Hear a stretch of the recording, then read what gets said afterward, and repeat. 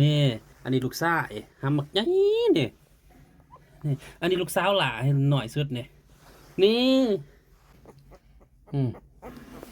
จะสั่งคือหยังโอ้ยในผู้ใดสนใจอืมยังรอเลยบางทีนี่นี่ตื่นลูกตื่น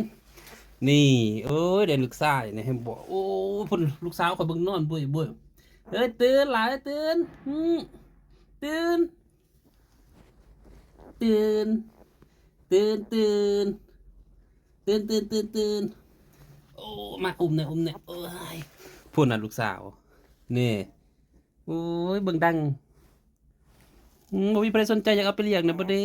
เนาะมาเลี้ยงแหน่เอาไปเลี้ยงแหน่เนี่ยอืมเนี่ย